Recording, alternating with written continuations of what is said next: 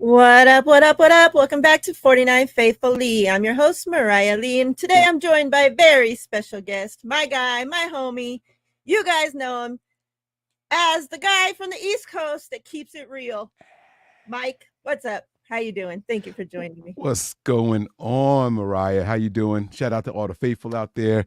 Ready to have a good show. We're gonna have a lot of fun on today's episode, man. I can't wait to talk some Niners with you. Finally, we got something to talk about that we're not just, draft and draft and draft. Actually, we got to see our drafts doing something today. So that was actually nice. Got to hear from a couple of the guys today and yesterday. So that was good. We'll get into all of that. Chat, what's up? Happy Friday. I hope everybody had a wonderful week. Don, good to see you. Appreciate you as always. Rob, what's good, Rob? Throwback, always one of the most faithful and loyal out there. Mm-hmm. Denise took a long hiatus from 49ers content. She barely is just coming back. So good to see you. Melissa. What's good, Melissa? There she is. What's going on? Tanya says she's going to be listening while she's getting nails did. So, she's taking care of herself out there. Appreciate you coming so now through. we got a challenge. We got to try to make her laugh out loud while she's in the middle of getting her nails done. We got to make her like giggle and shake. Mike, you messed up my nails. DJ Malone, what's good? My dog. I hope everybody out there is doing wonderful. Collie, what's up? What's up? So yeah, we're going to get into some things that some of the rookies talked about. So we got to hear from the DC Nick Sorensen for the first time since that's the first time I ever even seen him. Ever. Like I was because the picture, like even the picture that they use on the thumbnail, and then the guy that was at the podium, I'm like, Is that even the same person? Like, are you guys using the wrong guy's picture? Because that guy at the podium, yeah, like that guy looked like a hippie. Like he just rolled straight from the beach up into the podium, like with his little curly hairs coming out his hat. I'm like, okay. And then the guy in the picture, he's like, oh, it's shortcut. I'm like, I don't know about this, but it was good to actually hear from him. I know a lot of us have been questioning for a while, like, what's Brandon Staley's job title? What is he doing? What's that relationship going to be like? So, we got to hear a little bit about that. So I'm going to get into it. Let's start there with Nick Sorensen. And let's start off at Brandon Staley. They had asked him, pretty much about the, like his staff in general and the guys under him and if, all the hiring's been done and whatnot. And so he went on to talk about the guys that have been there and talking about, that he's familiar with all them. They know what we like to do, all that. And then he gets into Brandon Staley. So let me go through a little bit, what I wrote down here that he talked about, and then I'll get your thoughts on it, Mike. He said, adding Brandon Staley has been awesome. He has experience as a DC, as a head coach, so he sees things holistically. He knows how to build plans, and then just getting him in there and spending extra hours and just talking football. He's very bright, a humble guy who's smart and knows football. It's been really awesome and helpful for me. And so then they went on to ask, explain his role and what he'll be doing, this off season and as we get into the season and whatnot. And again, he says, it's more holistic. He's been helping me overall. He's been involved with pretty much everything, more connected with the DBs. He's had success as a DC and been a head coach. And with me being a first-time DC, he's helping me a lot. What do you take from that? I mean, this guy he's here due to familiarity, right? And he's got a crew here that he obviously trusts. He's been working with these guys for a while. And for whatever the reason, they also decided to bring in Brandon Staley. I don't. I'll be honest with you. Like when he was asked like, how'd you end up getting the job? That was kind of like his like go-to response. Like, I'm familiar with everybody. Like, you got to ask Kyle. It wasn't like I Mhm. feel like I'm the man for the job, right? Like there was no like confidence. You know what I'm saying? Like it wasn't like, oh man, we got a good guy here. Like he's got this really like laid back, like Matthew McConaughey on hiatus, like we caught you type of vibe going on, right?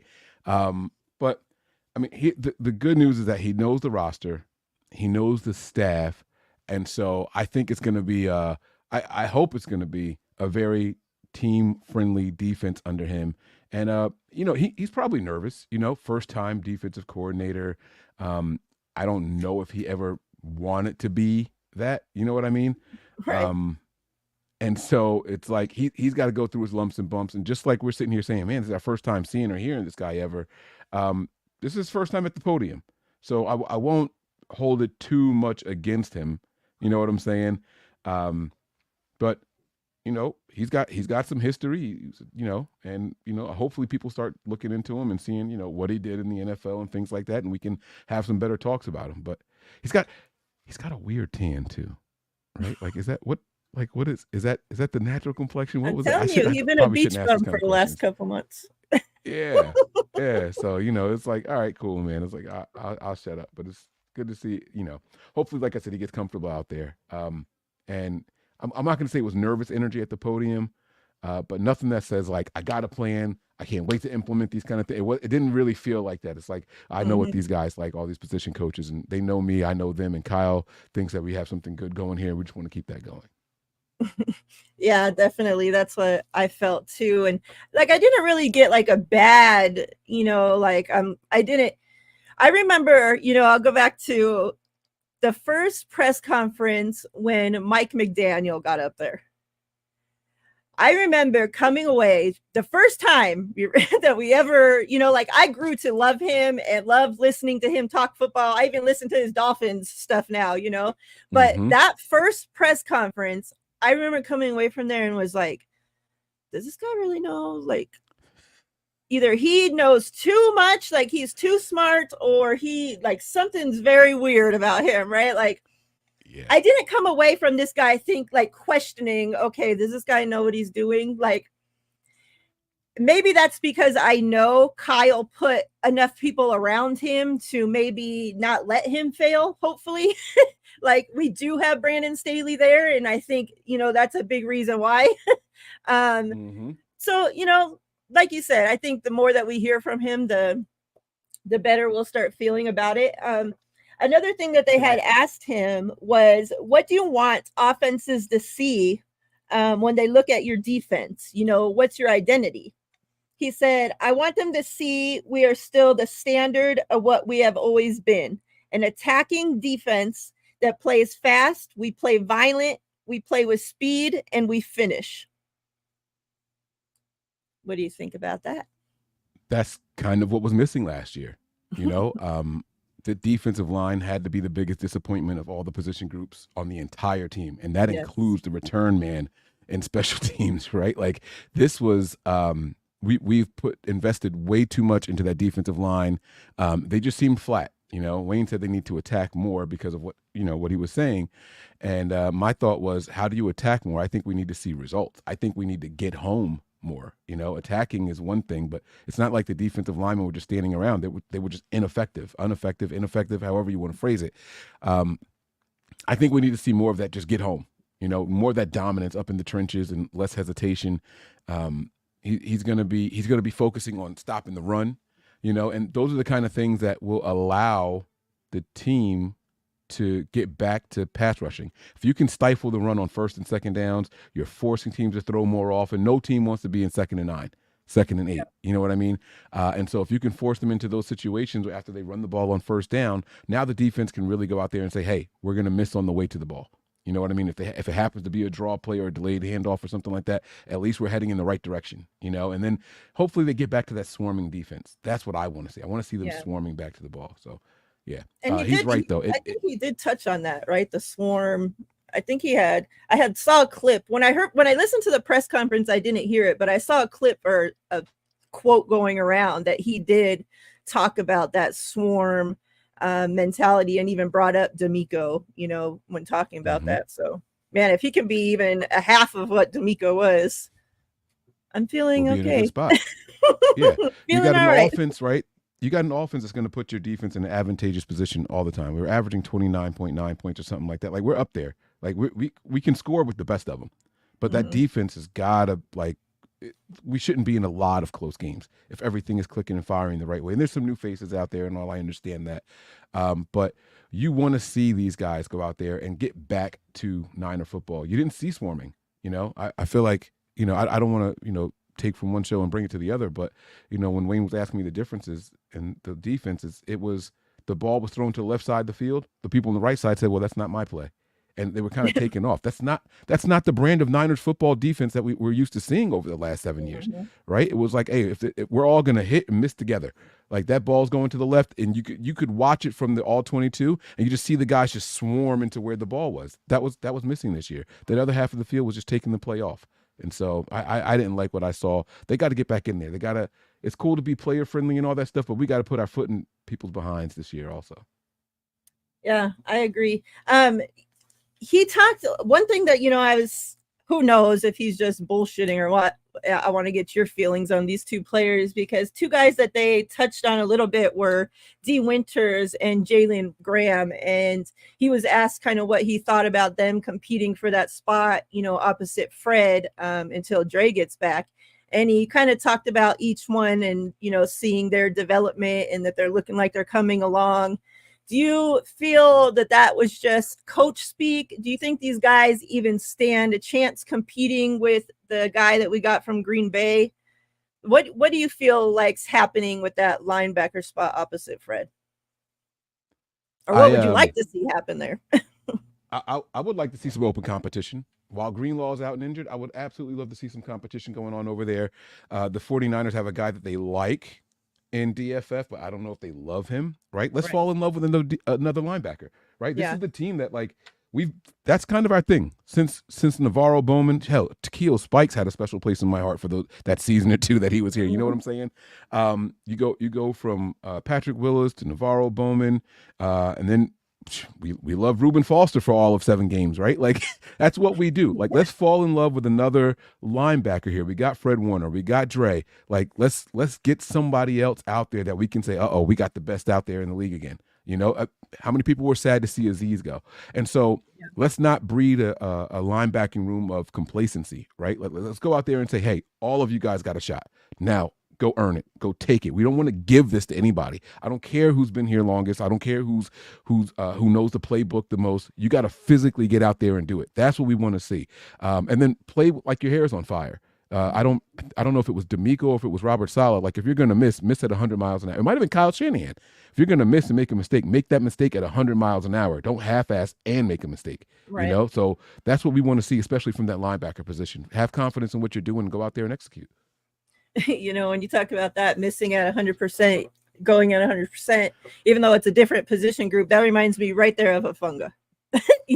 Sometimes that guy's playing so fast and he'll completely just freaking blow right by the play, but at least he was there. He's always in the area. He's always, so yeah, that's definitely what that reminds me of. And I was happy to see that or hear at least that he wasn't just saying, like, he touched on, the other guy being a vet and that he's been a Pro Bowler, but that, he kept mentioning, it's a competition. We want it to be a competition. Like, I want to see these young guys come in and, we're not just going to give it to the guy, because he's a vet, because he's been in the league, like, if these young guys come in and show, like, hey, this is why you drafted me. I belong here. The spot's open. Come in and take it, so meritocracy. Definitely. That's what you want. You want to see them earn it. We're not handing out positions. We're not handing out, just like the Super Bowl isn't handed out. You got to go out there and earn it. You got to take it. Like, that's how it's got to be for every single position on the field.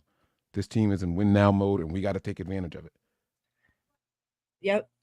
They asked him about playing, if he's going to call plays on the field. And he says that he will call plays on the field. He likes being there. That he was a player and it feels good to be on the field. He likes to look guys in their eyes and talk to them. And then he says, I feel like it'll be the right thing to do. Yeah, and what that was a direct response to how Steve Wilkes was treated last year. And all this guy's on Twitter, by the way. I don't know if you guys know. I don't know if he used that account or not.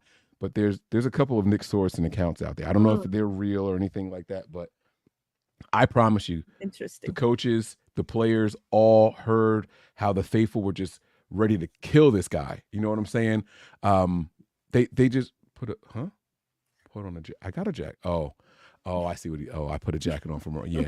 We're I gotta come. fancy around here, My best. Yeah. But like people hated it. And I was there's a value in walking to the sideline and or I'm sorry, standing on the sideline and after a series, whether it be good or bad, hearing the reaction to the players. It's Yeah. especially good to hear the negative drives and what's going on. You want to hear the fire. You want to hear people saying, you were supposed to do this, you were supposed to do that. You want to hear them holding each other accountable. You don't want to just be upstairs and make a phone call, hey, what happened? And you're only talking to one person. Exactly. That's not what you want, especially if this is your first time out there. Because football it's people hate to say it, people think it's football, but it is a game of momentum. And that momentum is lost in play calls. You call a bad play or you call a play that the players don't believe in because you're upstairs in a booth on defense, it is going to cause a trickle-down effect that may be something that you can't fix later on. And so you want to be down there. I think it's good for him. I think it's going to be even better for the players. And it's not like he's someone who's used to sitting up in a booth, right? That's not where he's been. So this is going to be good for him, for the team. Yeah, I like it. New school versus old school. It's funny you say this, Denise, because this is the next guy we're going to talk about. And, every time I cannot, since the minute that we drafted him, anytime that I say his name in my head, even though his last name is Mustafa, not Mufasa, right? I say and hear it like Lion King, Mufasa, like that. Ooh, do it again. Exactly like that. Yeah. When people talk about him, I do the little shimmy. Like I try not to say it because I'm such a big kid.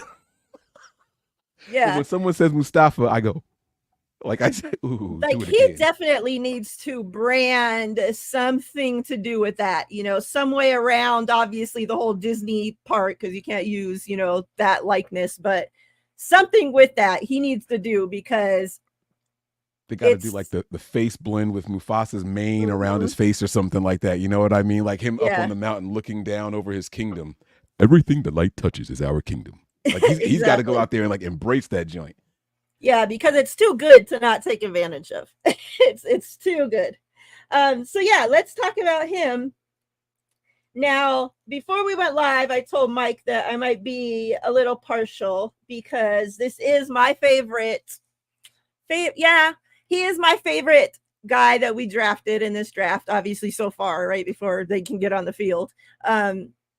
So the only one out of all the press conferences that I have clips loaded up to play are his and one little clip from Pooney. So whatever, okay?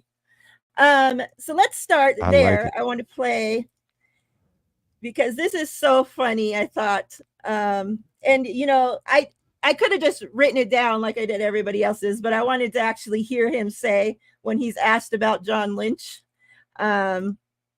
Because it's just so funny. And for him to even know what this was. Hold on, let me pull this up here. Now, while you pull this up, I want to say that I am very proud of you for being able to admit that you're going to have a bias. Like this is your favorite. I absolutely love it because I die on these hills. Oh, this guy's from Jersey. That's it. He's one of my favorite players. Now I die on these hills. So I love hearing somebody else admit it. For better or worse, I'm going to try to find the positive no matter what they do out there on the field. So I love it. And probably after him would be Bethune. So I'm really hoping, that he fights his way and finds a spot onto this roster because I like him a lot too. All right.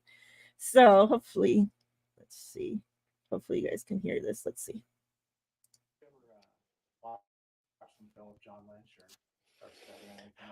Yeah, so I'm gonna have to dig deep for that film, but I definitely heard good things about.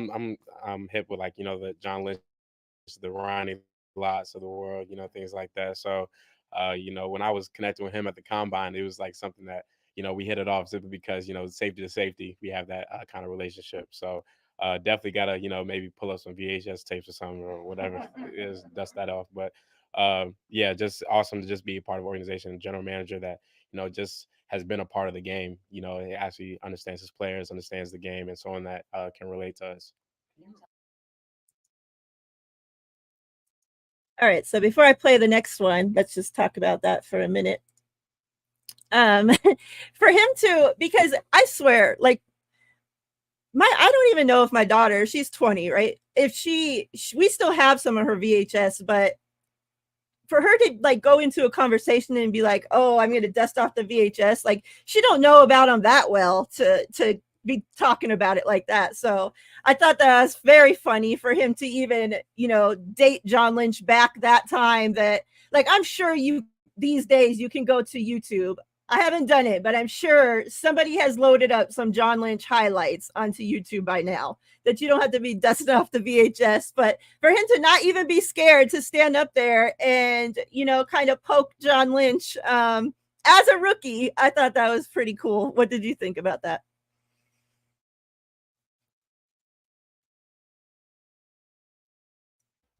There we go. Sorry, I was putting the wrong button here. No, I absolutely loved it, man. He might have to go get 8mm. Like, I don't even know if it's going to be on VHS. You know what I'm saying? But I absolutely love seeing it.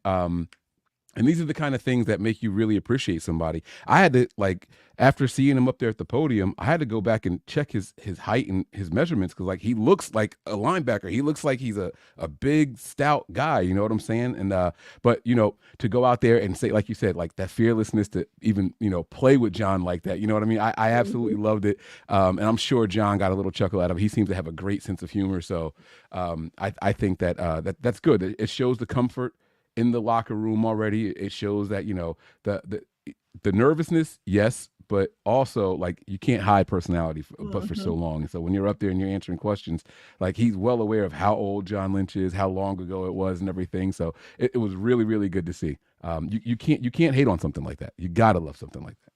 Yeah, and I loved how he started out with, "I'm hip to the Ronnie Lotts and the John Lynches of the world." Like, he already knows exactly what to say to, like, "I'm going to get up there, I'm going to kill this press conference.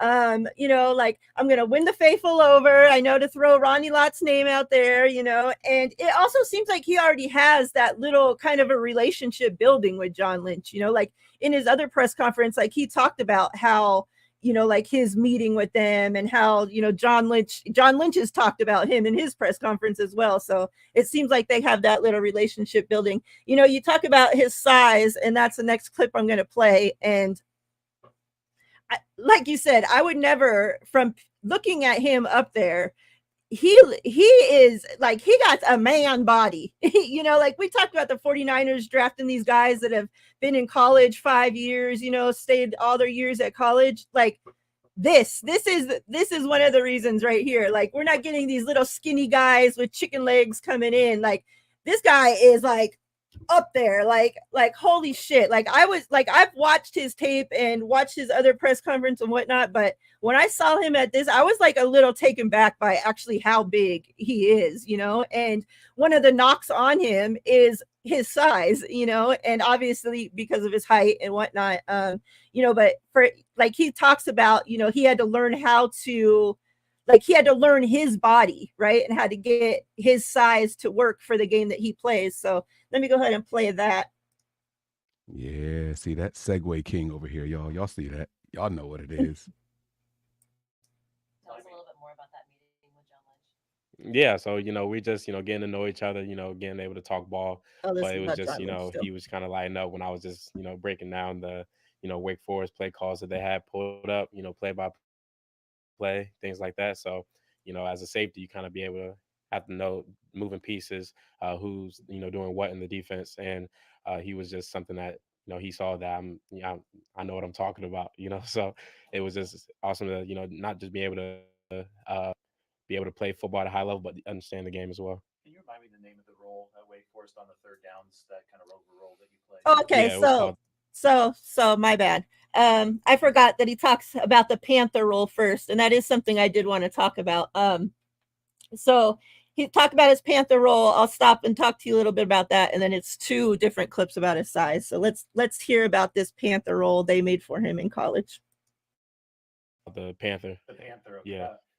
How many different responsibilities do you think that entailed, and how many years or how long did it take to learn all the different kind of positions with the playbook to be able to play them effectively? Yeah, so the new defensive staff at Wake Forest came that 2022 season, and I had my ACL surgery January 2022. So that Panther package really didn't get installed until I came back for fall camp, like in August around that time, and that's when they started installing different stuff for that. So because I was came back ready to go for camp, and that's when coaches like started comfortable developing new packages for me. And with that Panther package, there was a lot of hats that I had to wear.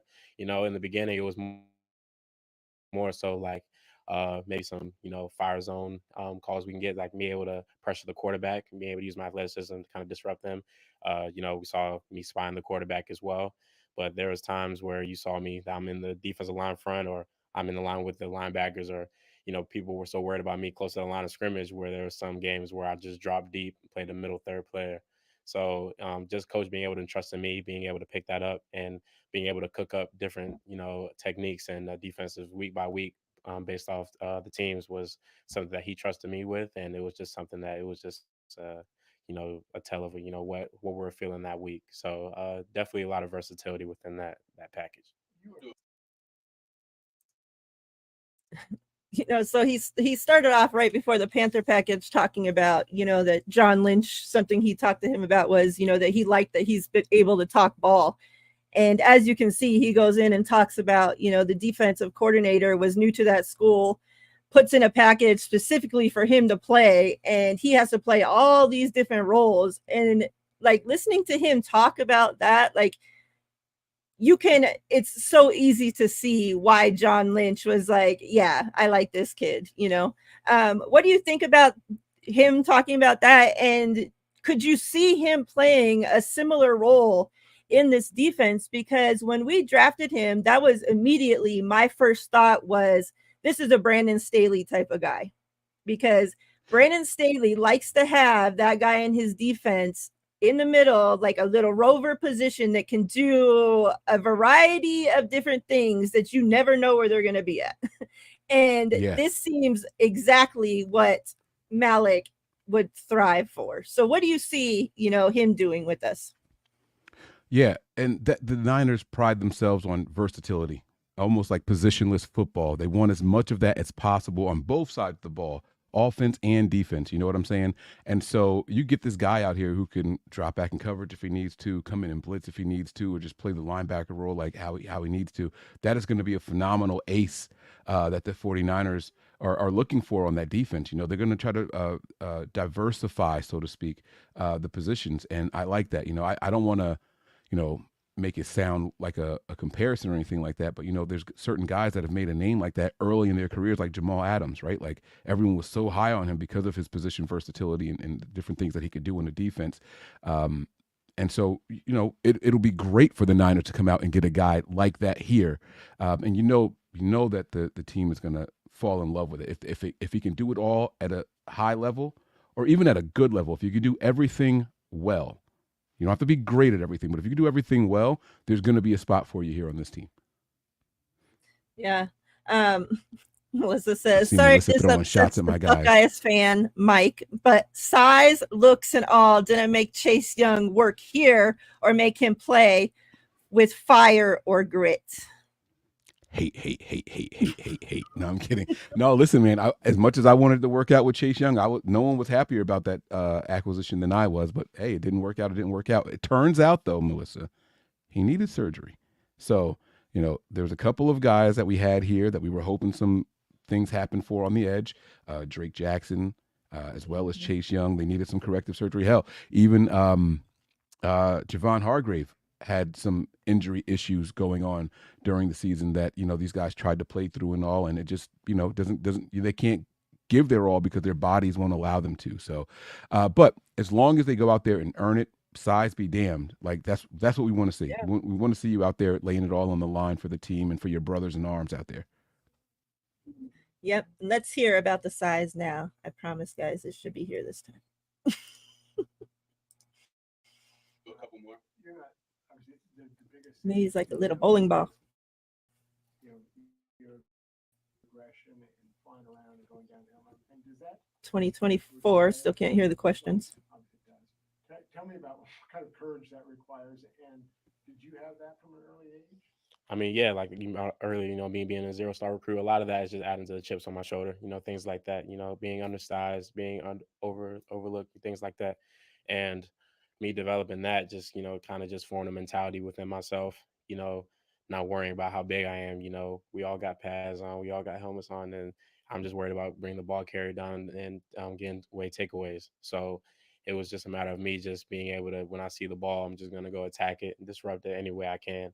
So it's not about, how tall I am, how big I am, but me just, having the heart and the desire.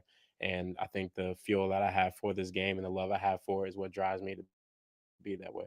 Despite One more question. have that aggression and not being out of control or attack or being very solid. Is there a particular coach that you, I guess, credit some of that for? Yeah, definitely. My coaches at Wake, the new staff that came in 2022, James Adams, my safeties coach, and the defensive coordinator, Brad Lambert, they just honed in on the details. I think that was the main thing. Everybody's athletic at the next level. Everybody's, talented, but it's all about, how different are you from the next person in terms of your craft, your work ethic, your technique, and being a technician. And that's what helped me get to the NFL and be able to, hopefully perform at a high level. So it's just all about honing on the details, the drills that we did, the repetition, even the way we went about walkthrough. It was, same thing, repetition over and over again until it was a part of our nature, our culture, and our defense. So it's something that definitely just elevate me as a player. I don't think All right. I love what he said there when he says, we all got pads on, we all got helmets on. And then he goes on to say, that he has the heart and he has the desire and he has the love for the game. And that's what makes him be able to succeed. Mm-hmm. Yeah, regardless making of tackles. his size Yeah. or the knack, the knack, what is it? The knock on his size, So yeah, what did you think? No, that's the exact type of answer that you want to hear. Like, I play big, I play fast, I play strong, I run through people. Like listen, when they start coming out with ankle measurements in the NFL, then we have to worry because that's how you're going to get all the tackles, right? If you can't get them up top, you got to wrap up the legs and get down, right? You know why they don't measure ankles? Because they're all very similar in size. Nobody cares about that. You know what I'm saying? We've heard people talk about, oh my God, look at the quads on this guy and look at the biceps on this guy and all that stuff. That's cool and all, but you could tackle anybody if you can get them around the legs, right? So those are the things that you have to keep in mind. I like what you said, undersized and overlooked, right? Like that's kind of a thing that's happening right now. Kendrick Lamar, right? But it doesn't mean anything. The smaller guy can definitely win in a one-on-one, and Malik is going to be that guy on the field. Absolutely. Yeah, I'm so excited for, because he had talked about, Huff reaching out and that he, modeled part of his game after watching Huff to be, like that eraser role and whatnot. And like if Huff, hopefully he comes back, right, to be the player that he was prior to injury. And if so, like I said the other day, I can't remember the last time that I have been this excited about the safety room on this team. Like for so long, I know, it was a lot of people's favorite players with Ward and Tart and whatnot, but I couldn't stand the safety room. Like we could not get a freaking turnover to save our life. Like it was just, oh my God, I hated the style of play that we played when they were our guys back there. And now for it like night and day switch in the type of guys that they went after to replace them with. Yeah. And so I'm so excited. Yeah, and you should be, right? It makes so much sense. We invest heavily in the defensive line, so that way it's going to keep a lot of pressure on the opposing quarterbacks So now we need playmakers, right? If the defensive line comes through the way that they're supposed to, it should create a lot of opportunities for people in the secondary. And it was happening before, but the people in the secondary were more about coverage and not about turnovers. They weren't necessarily the ball hawks. And John Lynch put an emphasis on that these last 3 drafts. That has been something that he has focused on heavily. Like, this guy might not be the biggest and the strongest or the fastest, but these guys are ball hawks. And that's what we need. We need some turnovers. We need extra opportunities for the offense, And that's if that becomes the focus, eventually it's going to pay dividends, and that's what we're heading towards right now. We can see it happening. We saw it with Huff. We see it with Jair Brown, right? Like, look at these guys. Like, look at what they have on their resume. I picked off Patrick Mahomes in the Super Bowl, right? Like, that's what these guys have to. I picked off Tom Brady when we played against them. Like, Dre Greenlaw. I know it wasn't, one of the safeties, but still, it's like that's what these guys can hang their hats on, and that's great for these young, talented players. It's going to instill so much confidence in them. Like, if I can pick off Patrick Mahomes or Tom Brady and these other greats, like, why should I be afraid of anybody that we're going up against, right? That creates a monster in the head. And once you get that confidence upstairs and you know what you're doing while you're out there, unstoppable. That's exactly what you want to see. Yeah, I agree. Melissa. It's okay.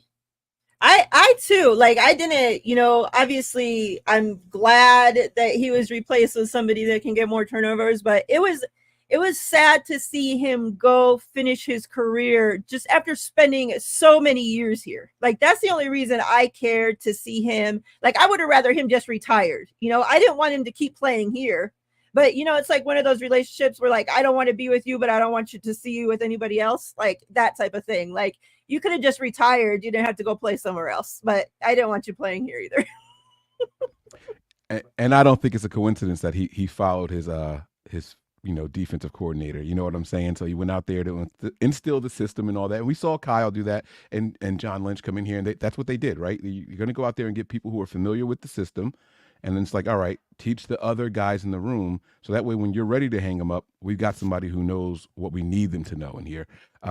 And so I feel the same way about Jimmy Ward. You see 9, 10, 11 years with one team. It's like, come on, like, finish it up here. Yeah. Like, come on, retire a Niner. You know what I mean? And who knows, maybe one day when Jimmy Ward is officially ready to hang him up, I don't know if I don't think he's officially retired yet. But when he's ready to hang him up, get that 1 day deal and retire a Niner. think he Man, I would does. like to see that for. I don't think it's going to happen with Buckner, but maybe Eric Armstead, Jimmy Ward, these guys who have devoted a lot of time, and the injuries we've suffered through it with them. You know what I mean? And so let's wrap it up the right way. I like that.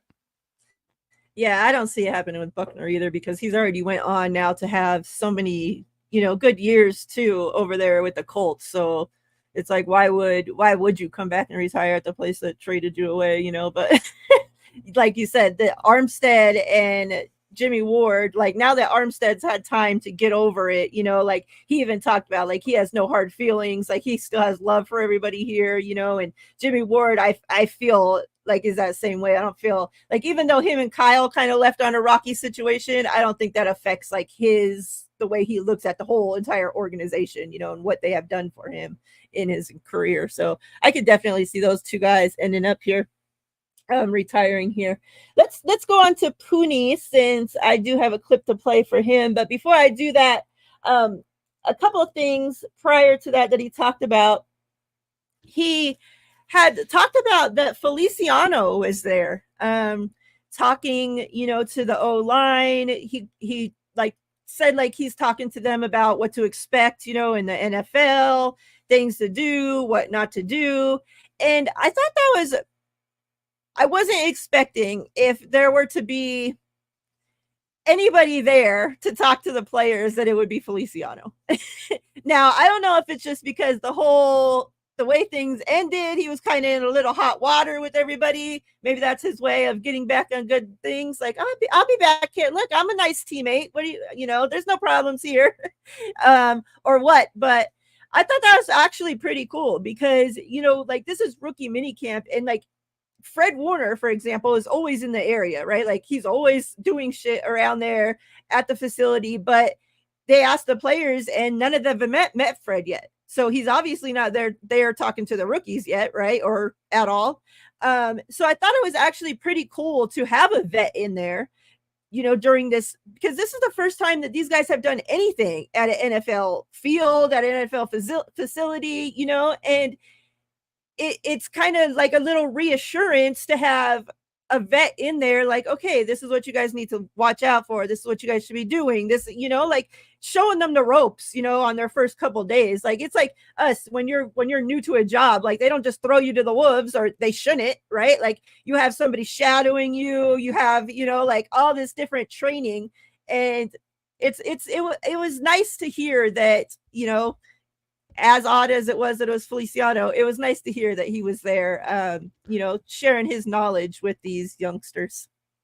And he's a traveled vet, right? Like, Yep. you can hate him or love him because he started with the Raiders and everything, but this is his 10th season in the NFL. And so those are the guys that you want to lean on, especially for a young rookie, right? Like, how do you get a 10-year career in the league at a position that isn't highly valued in the NFL? Yep. And so you want to talk to guys like Trent, but obviously Trent's not going to be there right now. Right.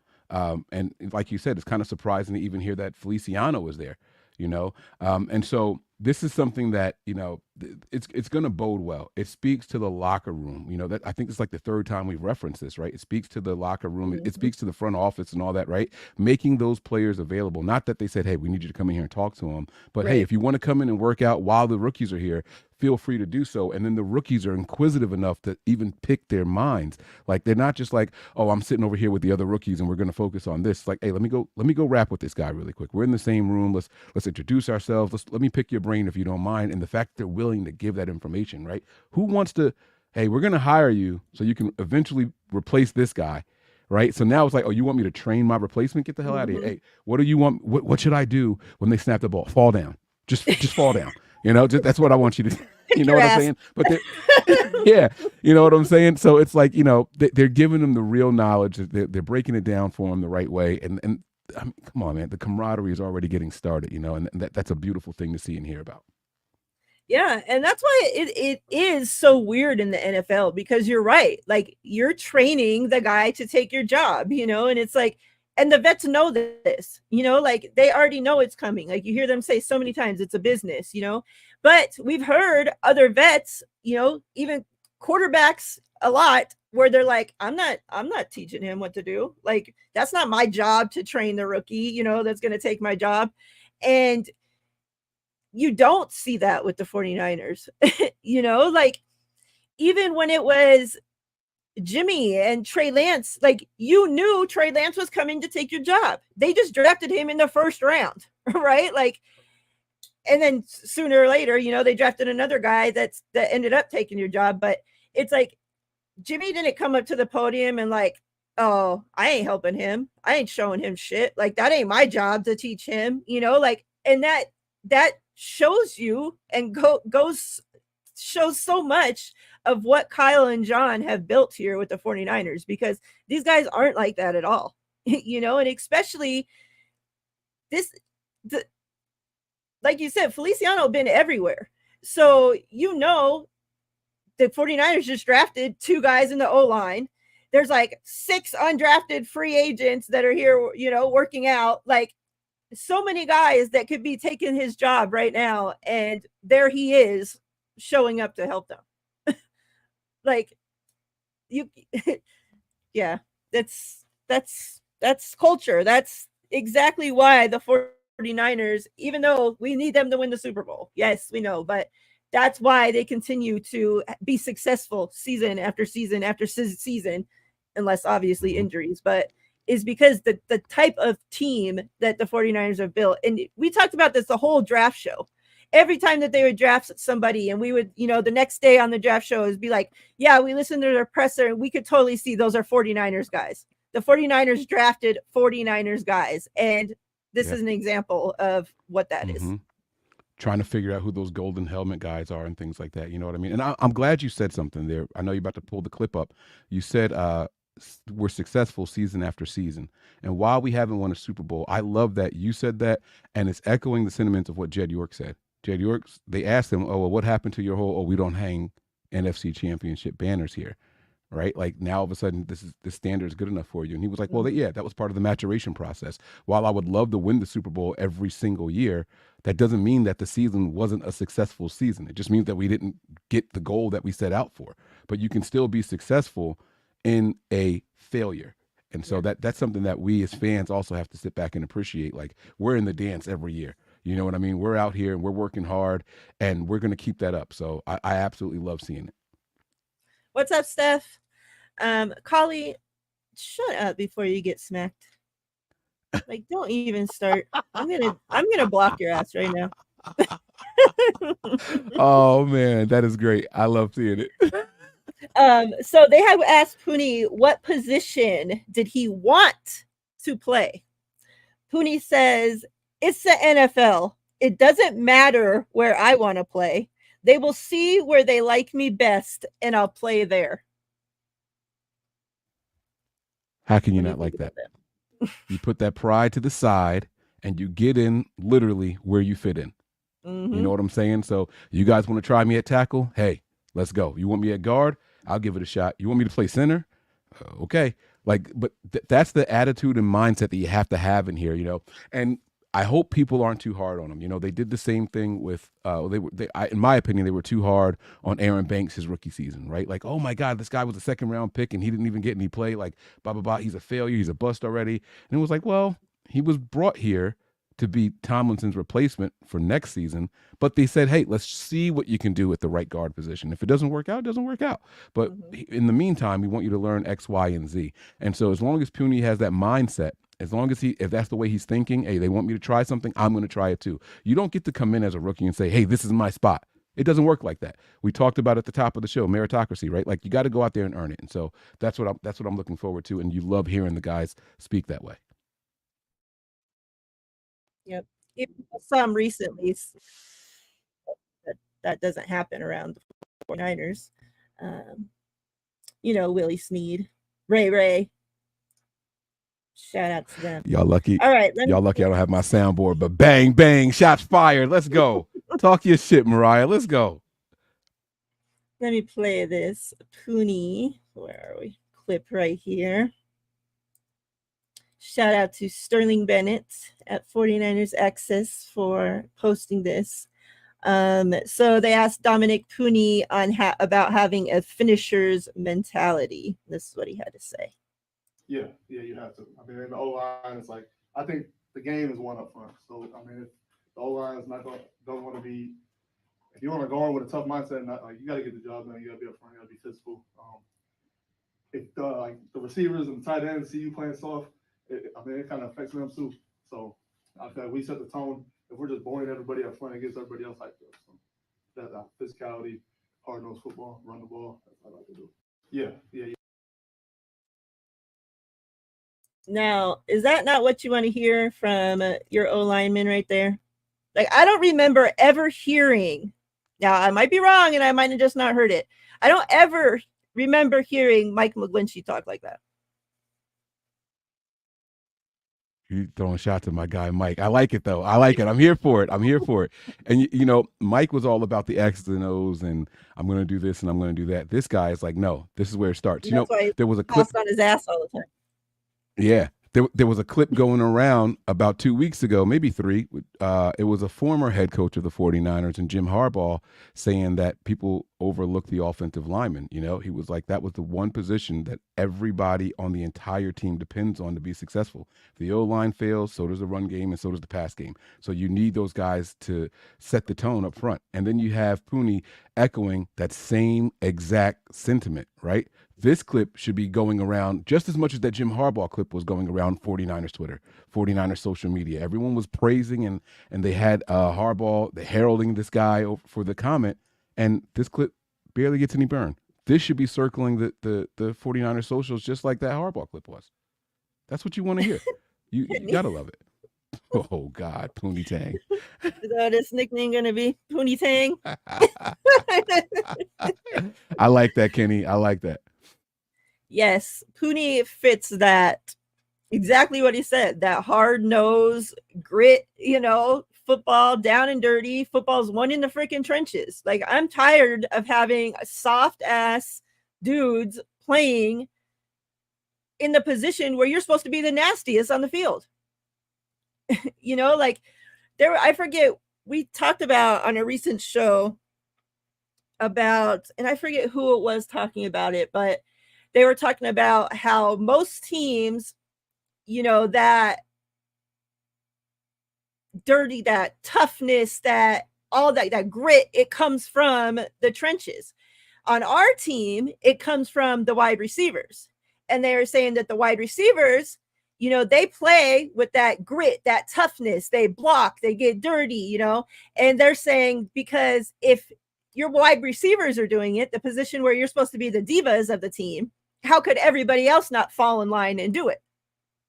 But at the same time, yeah, I love that, right? But at the same time, it's like, you don't want now these soft ass boys playing O-line and constantly getting thrown on their freaking asses, tossed across the fucking field, and our quarterbacks constantly getting sacked. You know, like, we need these guys that are down, getting down, dirty. Like, they asked Pooney about, like, he said he went into last season with a goal that he didn't want to give up a sack. He said, it's my job to make sure the quarterback doesn't get hit, and I'm going to make sure the quarterback doesn't get hit.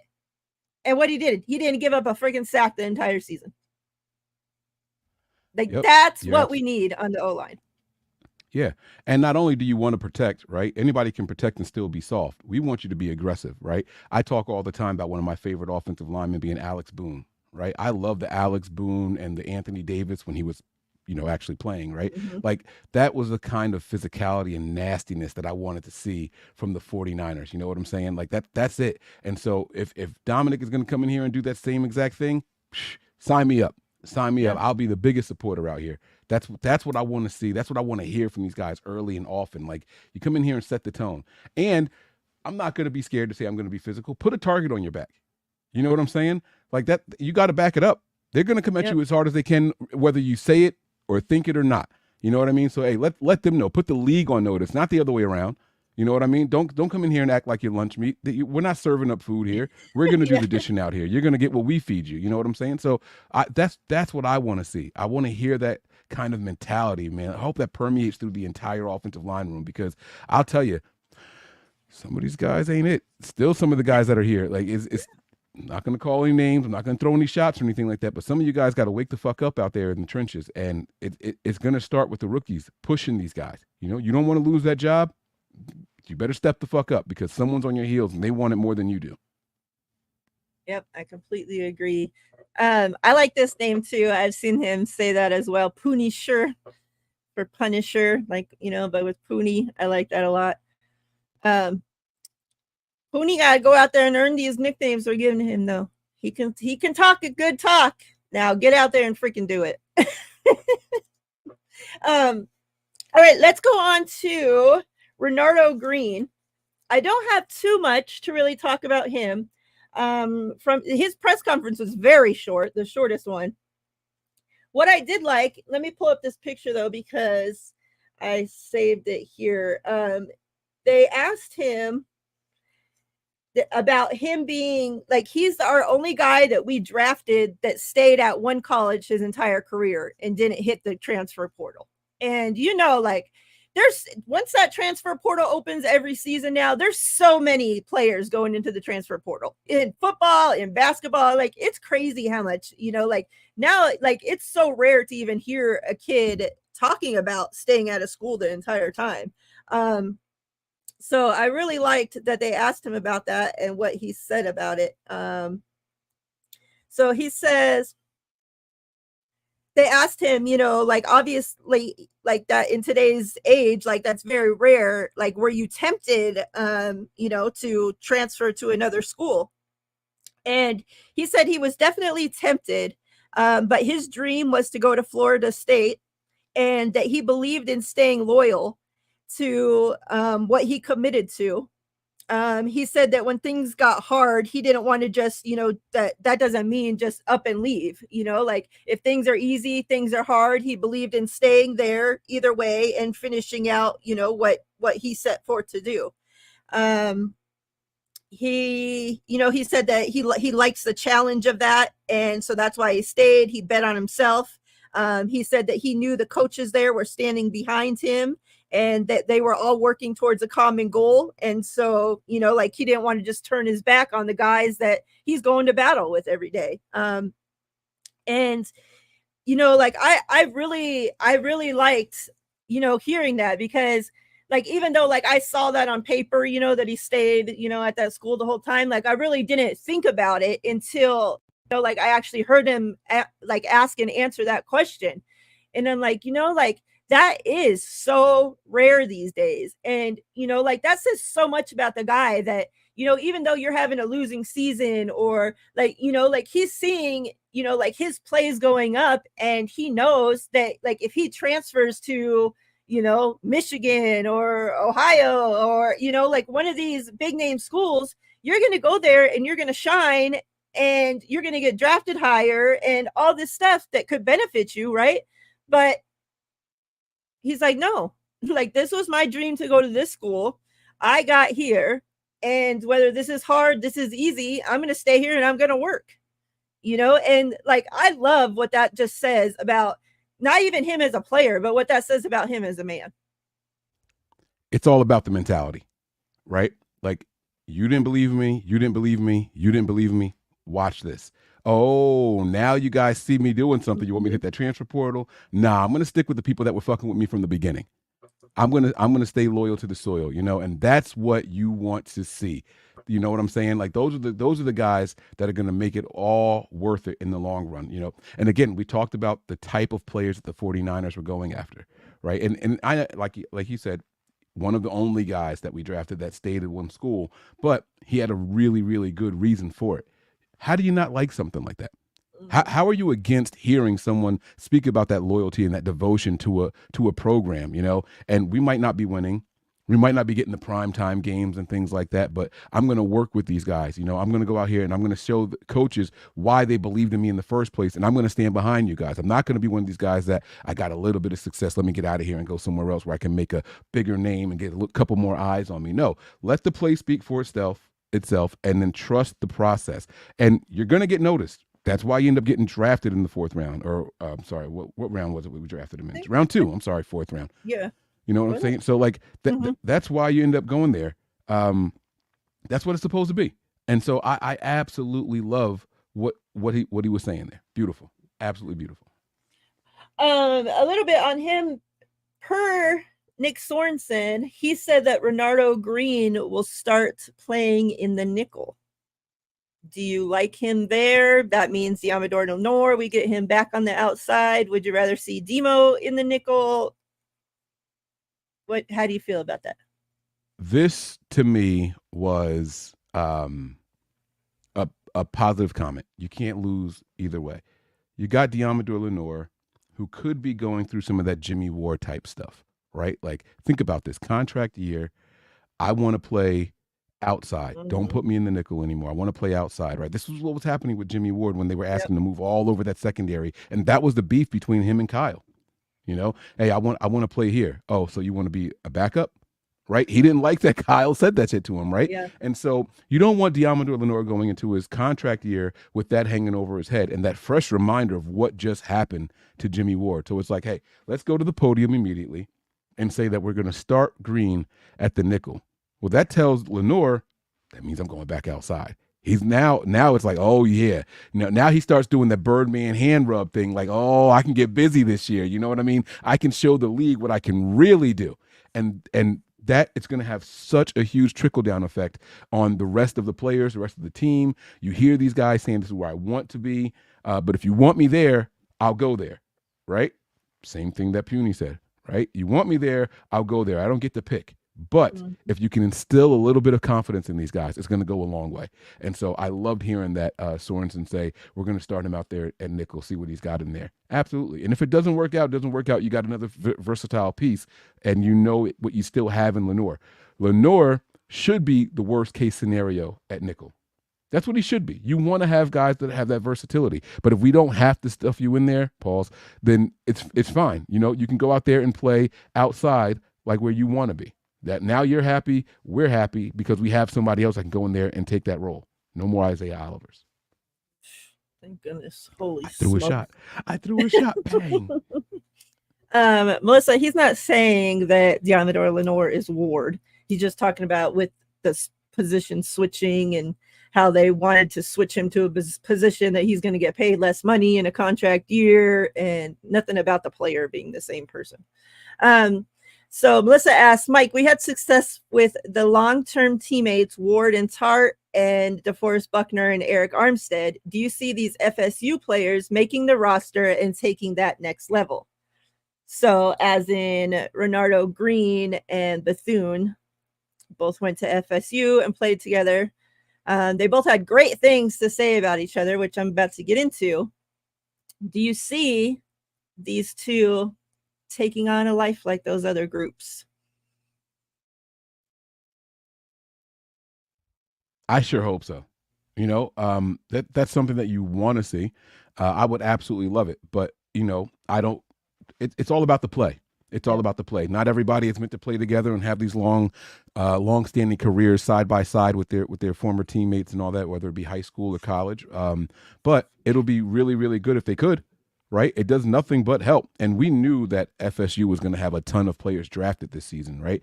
And they did. I think they were second or third. Yeah. I think we went through it all on the last day of the draft show. They were right up there, man. And I was so proud of that program throughout the year. And I was happy that the Niners got a chance to get a couple of those guys. You want to see these guys come in here and establish a name for themselves. And the hope is any player that we draft gets a second contract with the team, because that means that we picked the right guys in the first place. So Melissa, I am hoping that happens for them. Yeah, absolutely. Yeah, me as well. So they asked both guys what happened here. About the other one. So first, Renardo Green talks about Bethune and says that he's a leader. He's a hardworking guy. He's smart. He's very humble. At the same time, he's very confident and he's a positive guy. He said even when things can go left or kind of hit a bump, he always looks for the positive in things. He's the positive light. So it's nice to know that you have a guy that you're familiar with, you know, here with him. He also goes on to say about Bethune's play style. Let me find where it is real quick. He says, where is it? Because I thought that this sounded just like a player that we have.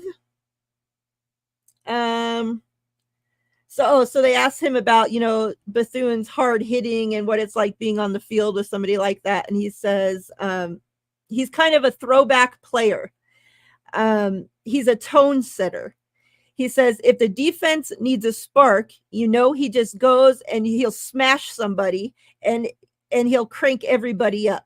Everybody will get turned up and, you know, to the energy that he brings to the defense. He said it's a type of mentality. As he was talking about this, it reminded me exactly of Dre Greenlaw. And on yesterday's show with Steph, I played a clip from Matt Mayoko talking to Greenlaw.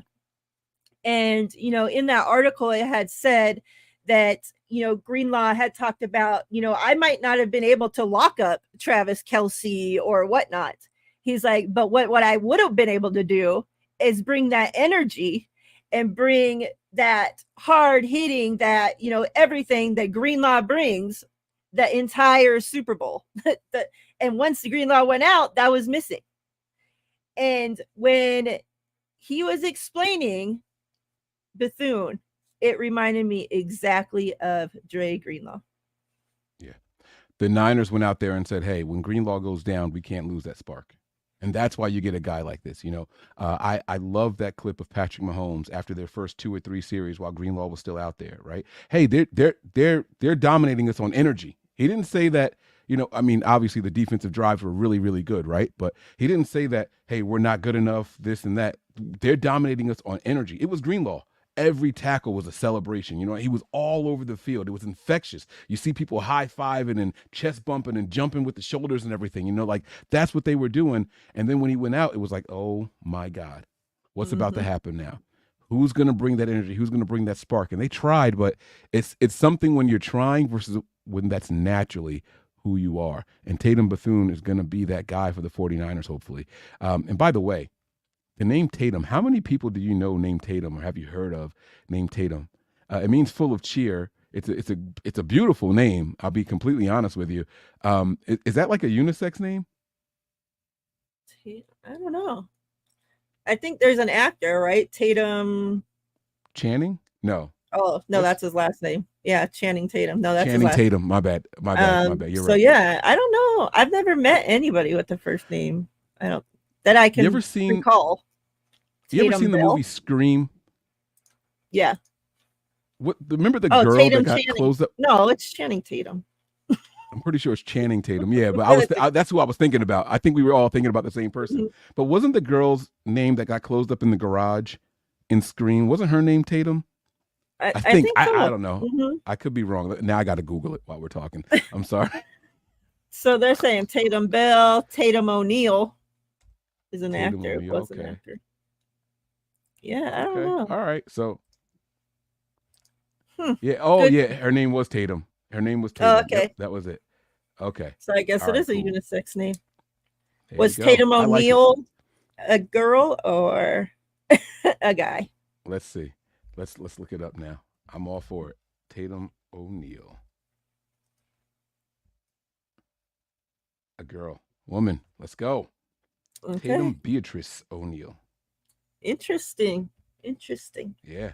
But I love the name. I met a guy named Courtney, and I was like, what, for real? And then I was like, I can't unsee it now. So now it's like, it goes both ways. I like that. So that's cool. Yeah.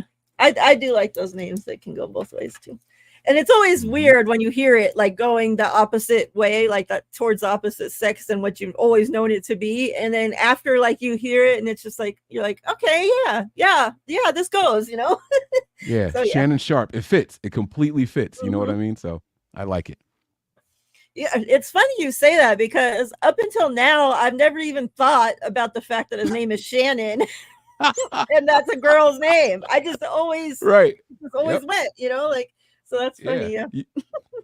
Don't even think twice about it. So Tatum was asked about his relationship with Renardo, which I believe he talked about in a previous, in his draft interview as well. But he talked about that they lived in college, like literally right across, like pretty much across the hallway from each other. So he said, like I could walk out my front door and see him, anytime I wanted. He said that he's like a brother to him and that he's glad he's there. He said that, on the field that he understands his mannerisms and the way he moves. He said that he can tell if Renardo were to be on the field, they're playing and Renardo comes up behind him. He can tell that it's Renardo compared to if it's any other player. He said, because he knows the way Renardo sounds on the field. He knows his sounds. He knows his mannerisms. He knows what he's doing. And so I thought that was pretty cool that they do have that relationship and that, that they play together, that they played together and that if they're really like brothers together, like, that's, I love that. I love that coming to this defense, and hopefully they both can make the team and bring that to us. What are your thoughts on, that relationship? That palpable, tangible energy, right? You can't fake that. You can't fake that. Sometimes you just see two guys who are in sync with each other. And it reminds me of that. We mentioned them earlier in the show, right? Patrick Willis and Navarro Bowman. Talk about guys being in sync and in lockstep, right? It was a beautiful, beautiful thing to see. And the moment that Patrick Willis lost us half a step, they were taken out at the beginning. They were taking Bowman off the field and nickel. And then after a while, Patrick Willis's feet started to bother him a little bit. Okay, Pat, you go sit down. We got Bowman over here, right? And I understand that these two guys don't play the same position, but when you can feel the energy from your brother in arms, from the guy next to you, you don't have to turn around and see who is that back there. No, you can feel it. You can tell by the talk, the walk. You can feel it, right? Like that's infectious. That also instills confidence. Like, oh, he's got my back. He's right there, and it makes you play with your hair on fire. It's just certain times. If you've done any kind of competitive sports at all, a team, anything that involves a team, you just feel better when certain teammates are out there with you. You know, they might not even be at their best, but it gives you a spark. It gives you some confidence, you know, and that's what they're talking about. And you love to hear that. You absolutely love it.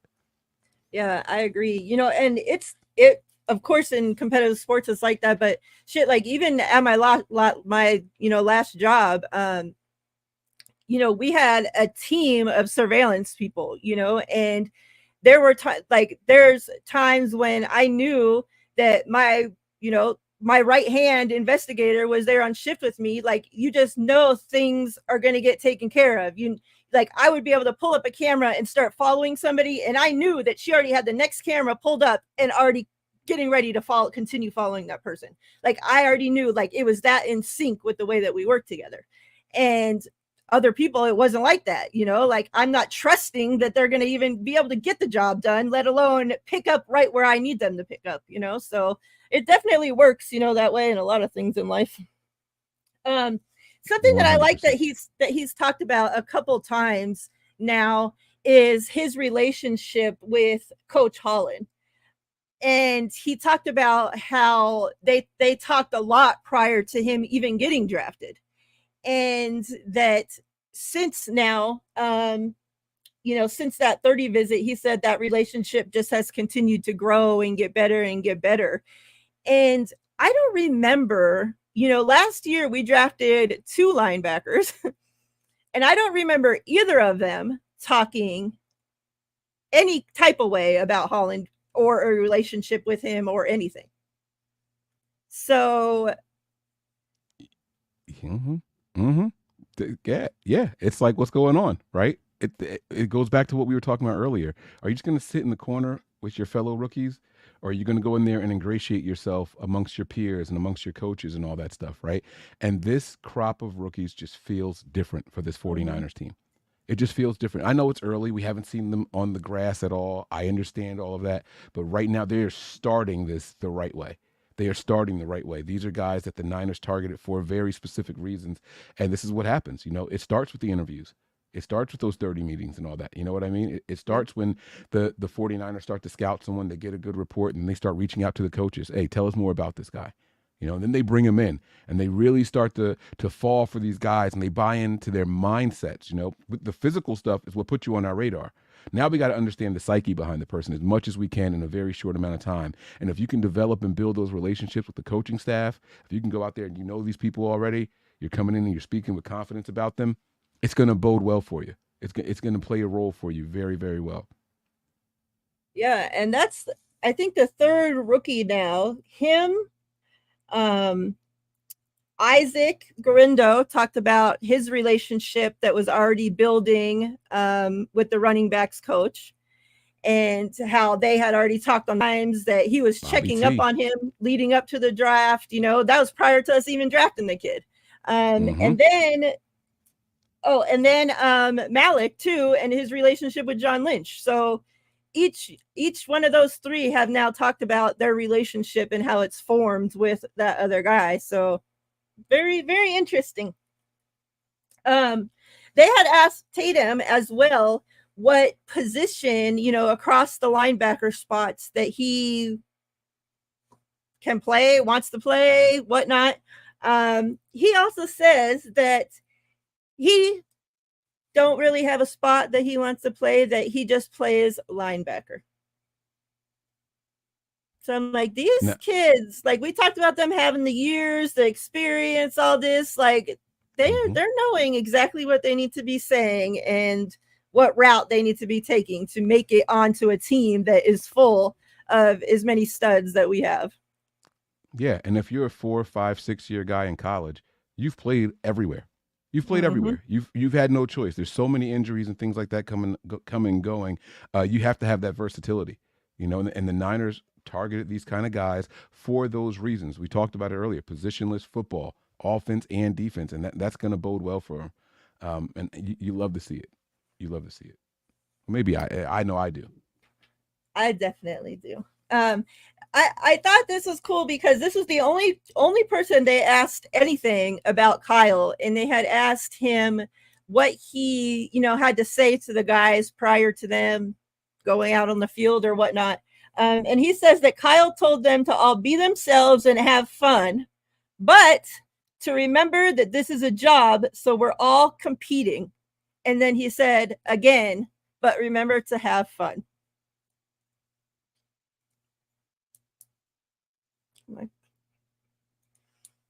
Okay. It sounds good. It sounds good, right? But we know Kyle's a little bit more of a stickler than just go out there and have fun, right? So you know, it's like, all right, what are your thoughts of him? Well, he said go out and have fun. Okay, yeah, but too much fun will get your ass booted real fast. You know what I mean? So take it with a grain of salt. He can't. I don't know if it's about first impressions and things like that. You don't want to be a hard ass upon meeting these guys, but we know that's the little code talk right there. You know, you want the guys to be confident, and fun and confidence go hand in hand with certain things. But you also got to make sure that you're doing the job the right way. You can have fun and be goofing off the whole time, and Kyle's not going to like that. And I can promise you that's not what he meant by go out and have fun. Yeah. So you know, you're going to have to go out there and have fun while doing what you're supposed to be doing. Yeah. Let's talk about Jacob County. Cowing. Is it Cowing? Cowing. Ooh. Oh yeah, okay. Well, the videos have been circulating, first of all, of Pearsall working out there, fielding, punts, kicks, whatnot. So I love that first day that they're out there on the field, we already got guys working on return, because we need a return guy, and we need a return guy bad. So Jacob was asked about his punt returning, and I really, really like this. Now, hopefully it stays true and this kid can actually make the team and is that one of those two. Like, please, one of them, take the freaking return job, please. But when they asked him about being a punt returner, he says, the more he said, basically, the more reps, of course, with anything that you take, the more you get comfortable with it. He says, so that's what he's trying to do.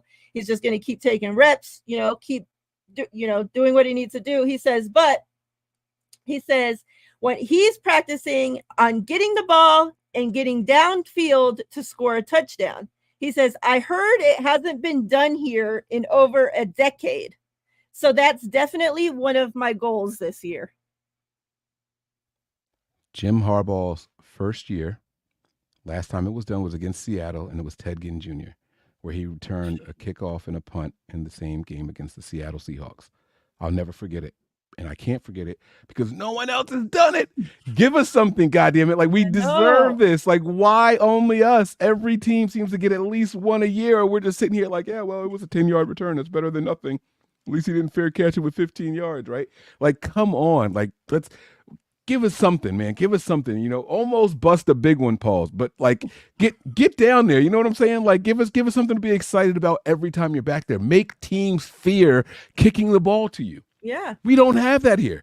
We don't have it here. And it's weird because even when we drafted guys, I believe it was Dante Pettis who was a return guy in college, right? Kyle's like, yeah, no, I don't want him to be that. I want him to be an actual wide receiver here, like only focus on that. And it's like, come on, but why? Even Ayuk returned in college. Right. Like, why? Why not give them the opportunity if that's what they did in college? Like, come on, like, let these guys go out there and break it down. So, you want to see a guy like Callan go out there and do it, and he's a smaller guy with these new rules and everything. Well, I know it was punts, but like, with the kickoff rules and all that stuff, maybe these small guys getting in between, get skinny and get through the line. And all of a sudden you got one guy to beat now, like with the way they're lining up, 5-10 yards off of each other or whatever the rule is now. Like, you get through that first line of traffic, you're going to have a good shot. So we'll see how it plays out. You love hearing a person being willing to do it. There's a lot of guys say, oh, man, that kind of contact, I don't want to do it. But I think these guys are also conscious of the new rules that are going into effect this season. And so that kind of that's going to give them more confidence going into it. Like, all right, I don't have to be worried about those kind of collisions anymore, at least for this season. So yeah, coach, put me back there. Let me try.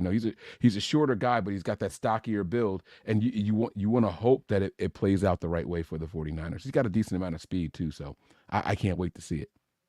Yeah, I love that it's only rookie minicamp. Like, the first day that they've put on a 49ers helmet, and he already knows that, okay, this hasn't been done here in this long, and I'm making that one of my goals. The first time he talks to the media, and he's going to go up there and say, this is one of my goals this season. Like, you don't even know And- you're making the team, and he's already, this is one of my goals this season. Like, that's the And, kind of shit I want to see. You know what that reminds me of? I don't know if you remember when Hufanga got here. He said, I want to be a Pro Bowl special teamer, right? Like, it wasn't about making well, obviously it's about making the roster, right? But like, I got to get in where I fit in. There's already some established safeties and everything in this team already. So I want to be that good on special teams that they can't let me go, right? It's a mindset. It's a mindset here. And this is something that the Niners are purposely going out and targeting. They want these kind of guys that say, hey, I'm here, and I don't know if I'm going to make that wide receiver room right away. I don't know if I'm going to be a top 4 wide receiver. It's a lot of good names in front of you, and then there's a first-round guy added to that list now, right? Yeah, I don't know. I'm not taking Debo's job. I don't think I'm going to take Ayuk's job, and Jawan Jing is going to be hard to surpass as well, right? And then you draft Pearsall up there in the first round. They obviously like that guy a lot. Let me do it on special teams. Let me go out there and make this my goal, right? And to have that knowledge. Do you think he asked that or someone told him that, right? Like, you don't have to answer it, but it's like, either way, the fact that he retained it, and was able to regurgitate it to the media says a lot about, oh, I got a goal. Oh, I got a goal. Let me run one of these 2 bad boys back in preseason, and I'm a lock for this roster because it hasn't happened here. They don't do that here anymore. That's too long. That's too long. So you got to go out there and get it, man. And I love it. Like, small goals lead to big things. You know what I'm saying? Like, they talk about football isn't won on one play, but you have to be perfect each and every play. And that's how it starts. That's how it starts. Yeah, you say, oh, you want teams to fear kicking it to us. Like, I fear teams kicking it to us right now. Like, because you never know what's going to happen. Exactly. Like that whole hoopla that freaking Shanahan tried to sell us on freaking Ray. Like, oh, he's not just a great returner and this and that, but I see him as a great wide receiver and yada, yada, yada. And it's just like, where? And Melissa, yeah, the fact that's why I'm so happy that it's only the first day of them actually on the field doing work in rookie minicamp. And you already have one guy saying it's a goal of his, and the other guy, we've seen tape circulating already of him out there practicing it. And the fact that we drafted 2 wide receivers, I'm hoping that means, that they're putting in a little more competition there, and that squeezes Trent Taylor right out of here. Yep. Because I definitely don't want to see his ass back there returning. Fucking more safe, fucking, oh my God. I said it when he signed. I said it when he signed back, Trent Taylor, and I'm going to say it every opportunity I get. If he makes his 53-man roster, we are in trouble. I'm sorry, It's not a shot. Oh, yeah, fuck it, it's a shot. I don't care. If he makes his 53-man roster, we are in trouble. It's that simple. It's that simple for me.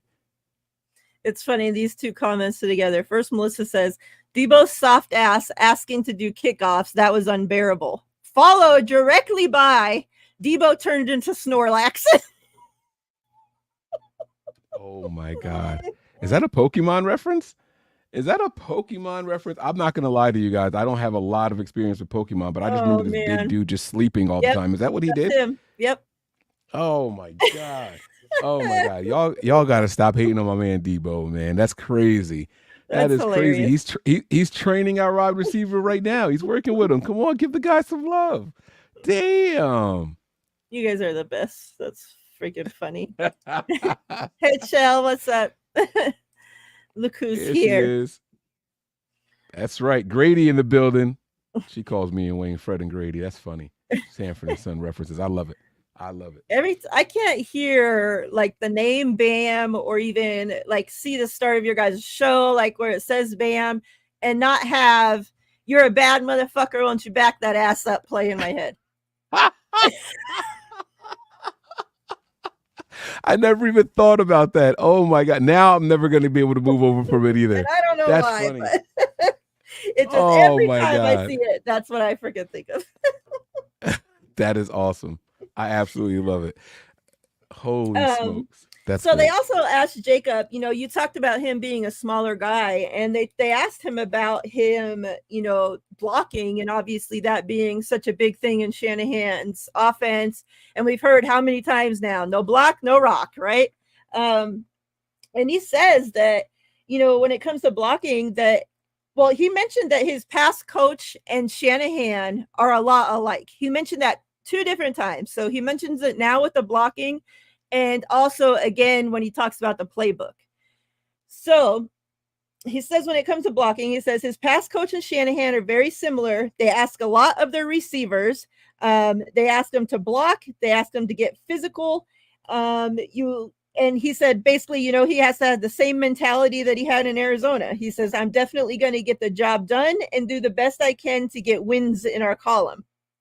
And then when he talks about, them being alike, his past coach and Shanahan, they had asked him about the playbook. And, obviously they always bring up, we hear that this Shanahan's playbook is so hard and yada, yada, yada. And he's like, it's very similar to my playbook in college. He's like, I haven't had any trouble at all picking it up. I'm like, this kid might be more ready to make this team than we might have originally thought.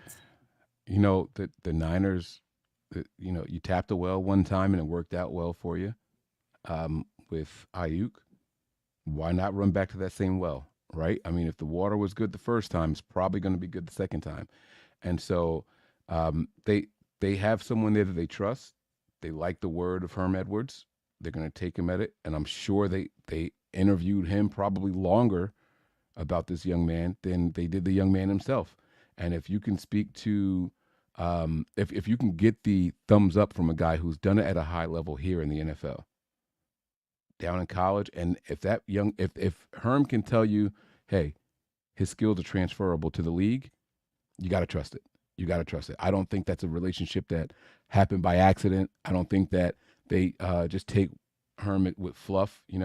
There's a lot of people who think that because of the Reuben Foster situation, that the Niners will never trust Saban or Alabama again. You know what I mean? Like we're getting the exact opposite here now, right? You got a guy who claims himself to be the fourth option on an offense, and he's a leading receiver 2 years in a row. Like that means something. So now we're gonna go back to that. All right, Herm, what you got for us now this time? Let's go out here and get it. And he's gonna vouch for these guys, and they're gonna take Herm at his word because your word was solid the first time you gave it to us. You love to hear that, and it's probably more impressive through all of that that he felt like the playbook wasn't intimidating. When have you ever heard anyone, forget a rookie, when have you ever heard anyone say that Shanahan playbook was like, yeah, I got it, it's cool? Wait, what? We're talking about Kyle Shanahan's playbook, right? We're talking about more pages in the Bible, and you're saying it's cool? You got it already? Hey, this is, all right, put your money where your mouth is. Now we're all watching. Now we're watching. Our antenna are up. We're going to be paying close attention. You are under a microscope. You're not under a magnifying glass now. Now you're under a microscope. All right. So, and listen, that doesn't mean that he can't make mistakes or anything like that. That's what practice is for. That's what preseason is for. You want to see those mistakes, but what we don't want to see now is repeating the same mistakes.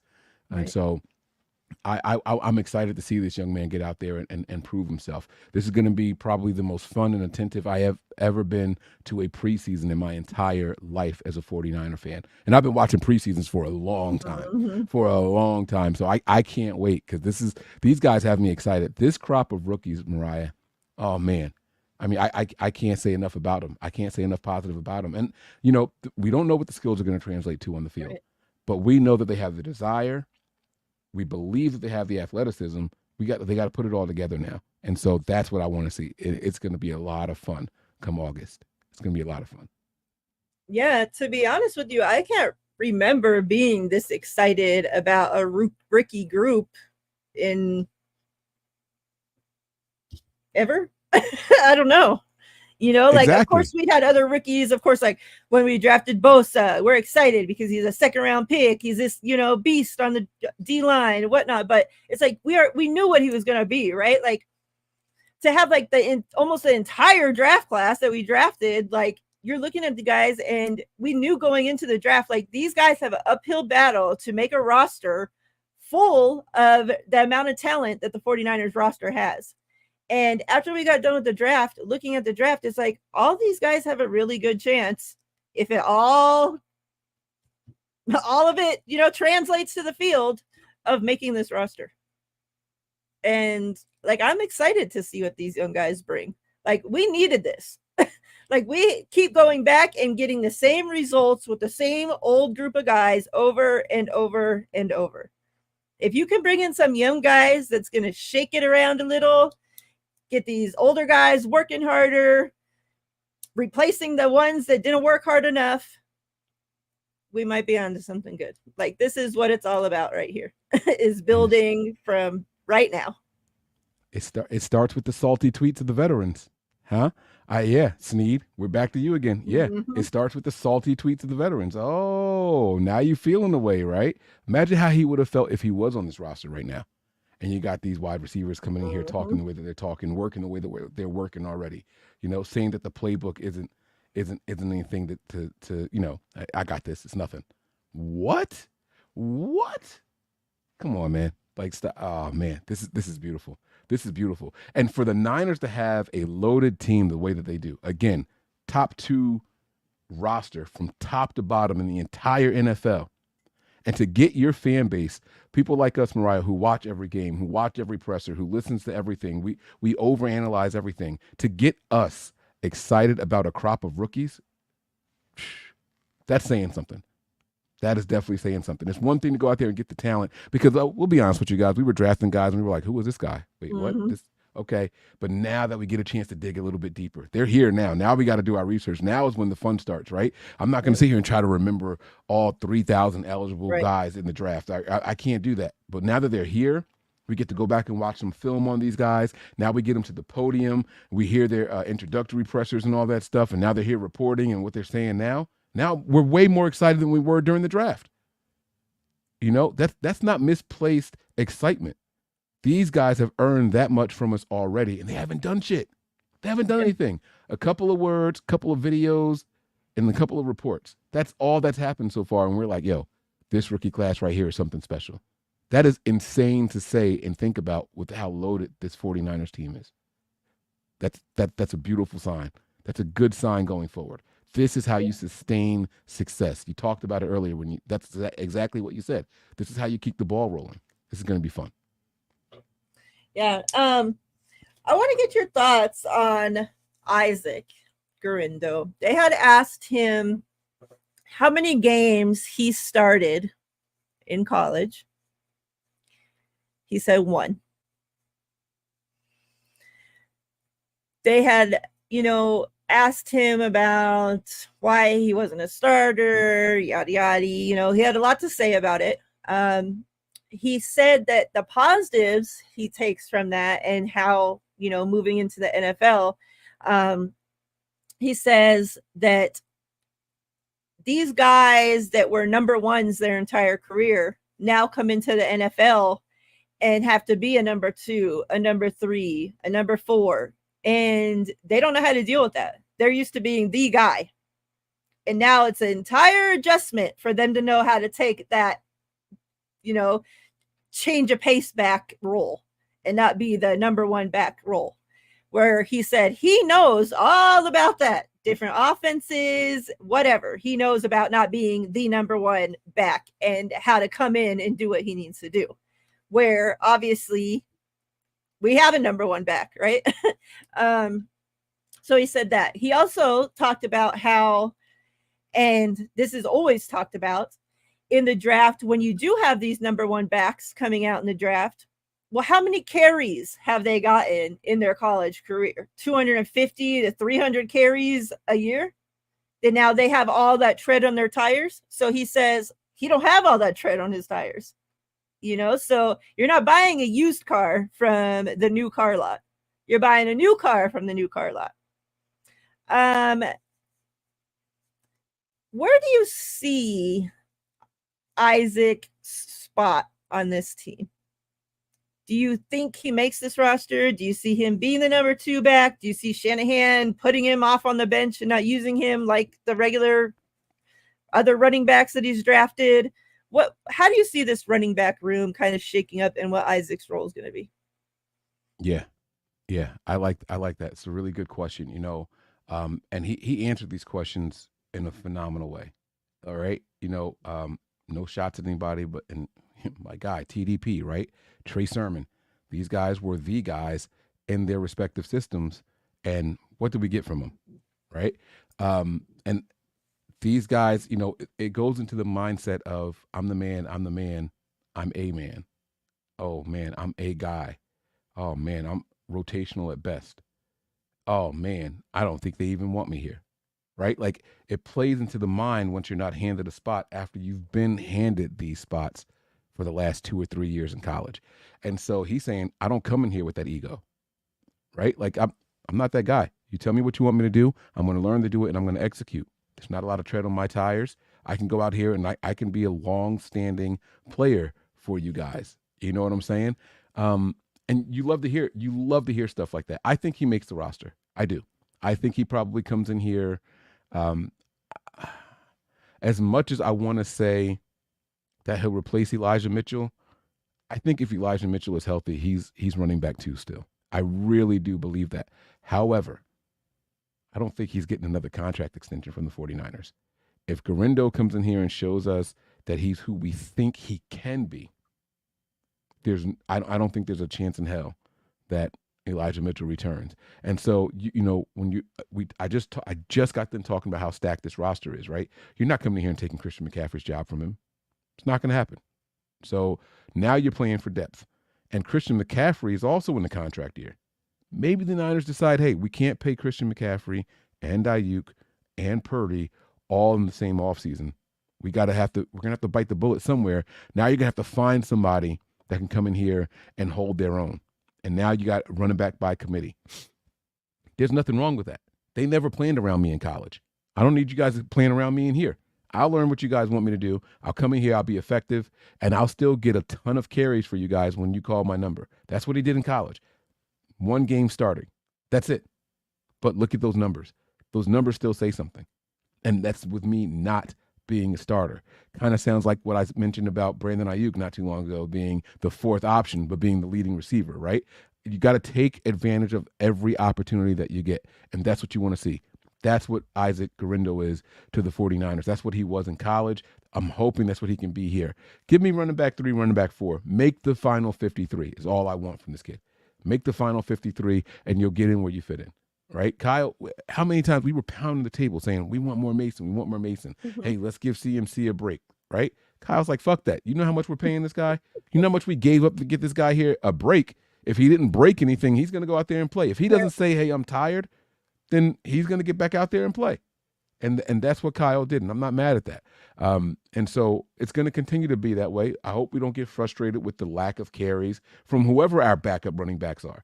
We shouldn't get frustrated, but when they get out there, we want to see them be effective, right? A lot of people were calling Mason the closer. That's cool. Mason was running back 3, and we called him the closer. We can get another running back 3 in here and start to build with that guy. And that's what I want to see going forward. I would love to see that. Yeah. I still think that if Elijah Mitchell's healthy going into this, training camp and whatnot, that he gets traded.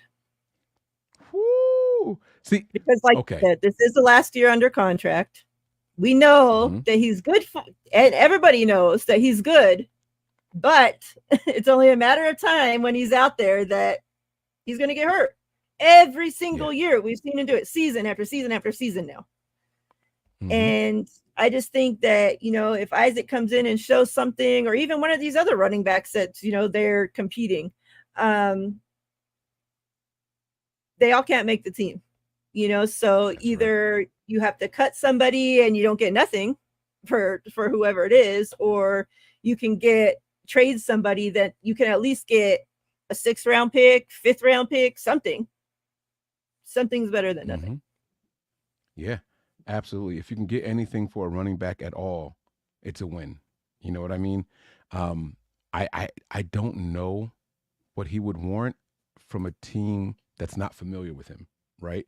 You got the Dolphins out there, you got Houston out there, and you got the Jets. Those are the 3 teams with current head coaches or at least coordinators that know what he can do when healthy. And so Maybe one of those teams see a value in him. Maybe one of those teams has an unexpected injury. You know, I'm not hoping for injury on anybody, but maybe that's what happens, right? We've seen Salvon Ahmed make a place with the Miami Dolphins over and over and over. He's never really been the focal point, but he's been over there, right? And, you know, they like what they got in the kid, and they like that he knows the system. He, you know, that can bode well. You know, that's one of the positives to Kyle's coaching tree expanding. It creates a value for some of these guys who are going to be leaving. Some of these guys that those coaches know the Niners probably aren't going to extend him anyway. You know, so let's go ahead and get him for a future 6th. You know what I'm saying? Let's go ahead and get him for a 7th round pick. We got him right now. We can go ahead and extend him to something low because he's been injured often. Maybe you know, you're creating a couple of areas of opportunity for those trades. So we'll see what happens with him. Melissa says maybe the Titans, shit, maybe even Washington.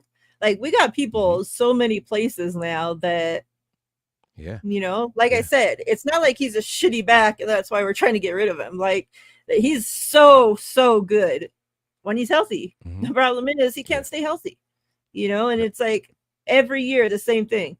Oh, you know, after his rookie year, he went into the next season. He even told us at me and TL at an autograph signing that, oh, he was putting on more weight to take on that starter role going into the next season after his rookie year and didn't want to get injured, you know, and all this. So you know that you're building weight, that you're putting on all this so you don't get hurt.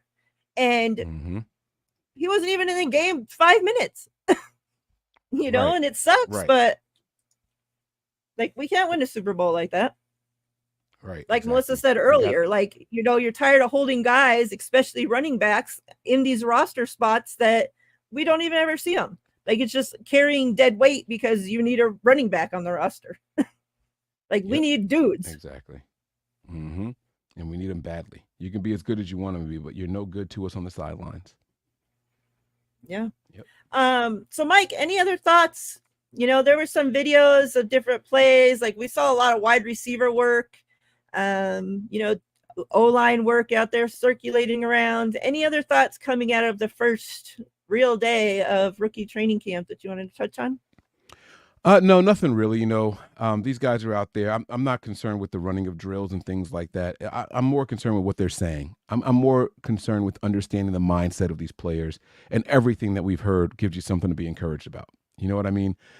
This is a team that people are going to remember for a long time, and hopefully it ends with a Super Bowl. And what happens is you need some of those third running backs, third or fourth wide receivers to make a play that others don't expect. You know what I'm saying? Juwan Jennings was on his way to a Super Bowl MVP as wide receiver 4. Right? Wide receiver 3, wide receiver 4 on the 49ers with a passing touchdown and a receiving touchdown in the same game, right? Like, how nuts is that, right? But that's what you're going to need. You're going to need guys like that while the whole world, while the whole league, all the teams are planning for your other 3 guys, you need the 4th guy to say, hey, psst, what about me? And the Niners are building a team where all those guys, all those 3rd and 4th guys are going to be dogs. They're going to be explosive. They're going to be dynamic, and that's dangerous. That's dangerous. So that's what I really, really want to hear. I'm not concerned with, like I said, running on air and things like that. That stuff doesn't really concern me right now. It's more about understanding who the players are and how they think, how they process. And so far, they're all knocking it out of the park. A+ for all these rookies. I hope they keep up the good work. Yep, I agree. Rob, thank you so much. Melissa, I saw your message earlier as well. Thank you. Tanya, I received your gift. Thank you so much. I appreciate you more than you ever know. Happy Mother's Day as well to all the moms out there. If I don't talk yes, happy Mother's Day to you. Each of you before then. Thank you so much. But yeah, I think that's it. It was nice just to hear from our guys again, to be able to see, you know, even though it was against air, to actually see them with helmets on, a 49ers jersey, like something football related. Like, oh my gosh, like I've been starving for real football, anything. So it was nice. It's nice that how many days are they there? Just like what, 3, 4? Yeah, I think it's only 3. I think it's only 3 days. Let me see. Like through the weekend or something. So yeah, 49ers. we'll get a couple more days of them. I don't know who else they have set to interview this week, but at least we'll have something to talk about next week. And yeah, I hope everybody out there has a great weekend, safe weekend. I appreciate y'all so much. What? It's only 2 days. The Only 10th and 2 the 11th. days. Yeah, Dang. that's what this is So saying. tomorrow. Mm-hmm. Well, so today and tomorrow. Really is a mini camp. Damn. Dang, they ain't put in much work. I that's titled so it that weird our rookies are because- working. Shit. Yeah, like the Titans have 3 days. They have the 10th to the 12th. The Seahawks have the 3rd to the 5th. That's 3 days. Why do we only get 2? What the hell? I don't know. Maybe that's It had there might be originally a team said it was decision. starting the 9th, and then like all we got was yesterday was a couple interviews, and that was it. So Maybe that's interesting. why. Maybe they're talking about field time. Yeah. So But yeah, we're gonna get out of here, faithful. If Mike, you have anything coming up you want to tell the people about? Are you good? No, I'm good, man. I'm not going to tie us up any longer, man. Thank you all for the support. If you guys are watching on the Nothing But Niners channel, make sure you guys come on over and subscribe to the 49er Faithfully pod. Okay, you guys, I typed it in the description on this episode, so you copy and paste that. If you guys aren't already over here, make sure you get here. Solid content. Miriah, please keep up the good work. You know, we're all doing what we got to do, and this is therapeutic for a lot of us. So I hope you guys enjoyed the show. You get more of that like that over here with Miriah and TL and Steph, and I mean just constantly good stuff. So keep it up, please. Yep, I appreciate that so much, Mike. Thank you as always for everything that you do. Just being that constant ear in the background. Anything I hit you up for, you're always there. So, I greatly appreciate you as always. For years and years now, you've been one of my top guys. So I greatly appreciate. Thank Miss you. Debbie. Thank you. Hi, Miss Debbie. Blessings to you. Happy Mother's Day to you. We love you Happy so Mother's much. Day to everybody out there. Absolutely. All right, we're out of here, faithful. Mike is him. But Mike has to go before the other Melissa kicks all of our ass. So time to go now. We're out of here. Everybody have a wonderful, great rest of your night and a safe and wonderful weekend. See ya.